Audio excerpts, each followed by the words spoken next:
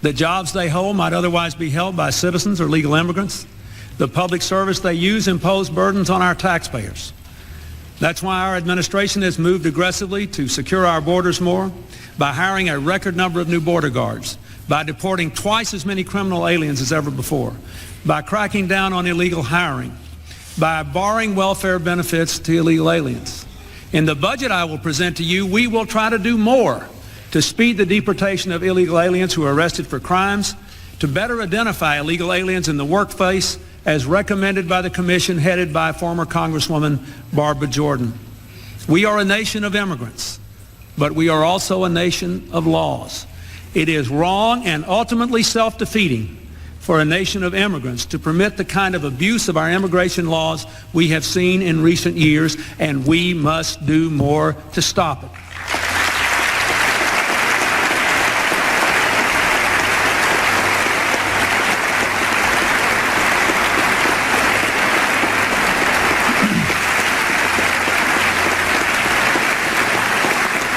What if I told you that a Democrat president once stood before Congress and gave a speech that sounded exactly like Donald Trump? That's not a joke. That's not an exaggeration. An angry Republican destroys top Democrat in one of the most savage hearings ever caught on camera. The showdown turned brutal when he unleashed an insane video that exposed the left's hypocrisy on border security. What followed was a political annihilation that left Democrats humiliated. Members of this committee, please turn your attention to the video screens. All Americans, not only in the states most heavily affected, but in every place in this country, are rightly disturbed by the large numbers of illegal aliens entering our country. The jobs they hold might otherwise be held by citizens or legal immigrants. The public service they use impose burdens on our taxpayers. That's why our administration has moved aggressively to secure our borders more, by hiring a record number of new border guards, by deporting twice as many criminal aliens as ever before, by cracking down on illegal hiring, by barring welfare benefits to illegal aliens. In the budget I will present to you, we will try to do more to speed the deportation of illegal aliens who are arrested for crimes, to better identify illegal aliens in the workplace as recommended by the commission headed by former Congresswoman Barbara Jordan. We are a nation of immigrants, but we are also a nation of laws. It is wrong and ultimately self-defeating for a nation of immigrants to permit the kind of abuse of our immigration laws we have seen in recent years, and we must do more to stop it.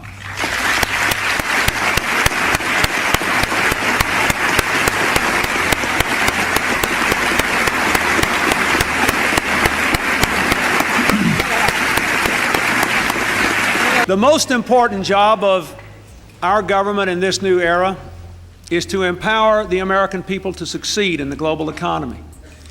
America has always been a land of opportunity, a land where if you work hard, you can get ahead. We've become a great middle-class country. Middle-class values sustain us. We must expand that middle class and shrink the underclass, even as we do everything we can to support the millions of Americans who are already successful in the new economy. America is once again the world's strongest economic power. Almost 6 million new jobs in the last 2 years, exports booming, inflation down, high-wage jobs are coming back. A record number of American entrepreneurs are living the American dream. If we want it to stay that way, those who work and lift our nation must have more of its benefits. Today, too many of those people are being left out. They're working harder for less. They have less security, less income, less certainty that they can even afford a vacation, much less college for their kids or retirement for themselves. We cannot let this continue. If we don't act, our economy will probably keep doing what it's been doing since about 1978, when the income growth began to go to those at the very top of our economic scale. And the people in the vast middle got very little growth, and people who worked like crazy but were on the bottom then fell even further and further behind in the years afterward, no matter how hard they worked. We've got to have a government that can be a real partner in making this new economy work for all of our people, a government that helps each and every one of us to get an education and to have the opportunity to renew our skills. That's why we work so hard to increase educational opportunities in the last 2 years, from Head Start to public schools to apprenticeships for young people who don't go to college to making college loans more available and more affordable. That's the first thing we have to do. We've got to do something to empower people to improve their skills. Second thing we ought to do is to help people raise their incomes immediately by lowering their taxes.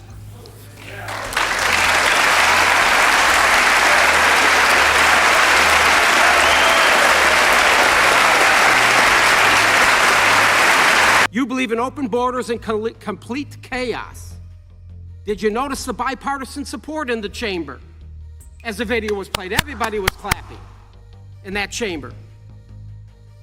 If I were in Congress in 1995, I would have also stood. Because I wasn't, I stand here today. Other than President Donald J. Trump, the greatest president in my lifetime, with the most safest and secure border, I believe President Clinton understood just how important border security is to our nation. But boy, oh boy, have times changed. 28 years later, the left has gone off the rails. They've gone completely nuts.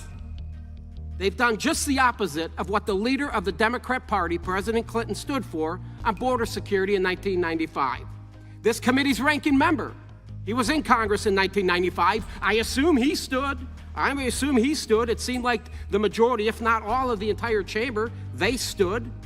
Matter of fact, Mr. Clinton delivered his speech in the third year of his first term, and he was reelected in 1996. He beat Bob Dole, won by over 8 million votes, won the Electoral College 379 to 159. He had the support of the American people, and I'm going to assume the ranking member also voted for Bill Clinton in 1996. We have two other members, Ms. Jackson and Ms. Lofgren. They were both freshmen at the time. I will assume they stood during that powerful speech as well. And do you know why they supported and voted? They voted for legislation in 1996 strengthening our immigration laws. I applaud them for that. So what's changed, folks? What's changed with the Democrat Party? I'll tell you what's changed. If you wouldn't have heard President Clinton's voice or seen his face, you would have thought Donald Trump delivered that speech. I don't believe that President Clinton was called a racist, a white supremacist who hated immigrants, as the left and the dishonest media has painted Donald J. Trump to be. I have a report from the Heritage Foundation titled Tracking Movement of Illegal Aliens from NGOs to Interior of the USA. Why do you think NGOs have moved illegal immigrants to 431 of the 435 congressional districts? The truth is, hear me, it's because the Democrats' progressive policies are not acceptable to Americans. Heritage obtained a sampling of approximately 30,000 cell phones that were tracked to NGOs along border states. They tracked approximately 22,000 devices at 20 NGO locations in January 2022. The same devices were later traced to 431 separate U.S. congressional districts, and of the 52 with the highest rate of tracked devices, 71 of them were Republican congressional districts. The report revealed that it's not a coincidence, folks. The flood of illegal immigrants means a continual rise in surplus laborers. That surplus drives down the wages of existing middle-class and lower-class job holders until they leave the job forces, and then they're forced to go on welfare with the hopes that they will become loyal supporters of the Democrats. That's what this is all about. In 1995, President Bill Clinton stood at the podium, looked straight at the American people, and said that illegal immigration was stealing jobs, draining public services, and putting a heavy burden on taxpayers. He promised to hire a record number of border guards. He bragged about deporting more criminal aliens than ever before. He talked about cracking down on illegal hiring and even barring welfare benefits for illegal immigrants, and the reaction was insane. The chamber exploded with applause. Democrats, Republicans, everybody stood and clapped. The same people who today scream racism at any mention of border security were once on their feet cheering when their own president said the exact same thing. If you didn't see Clinton's face or hear his voice, you would have sworn it was Donald Trump delivering those words. Clinton didn't just throw out talking points, he laid down a tough plan.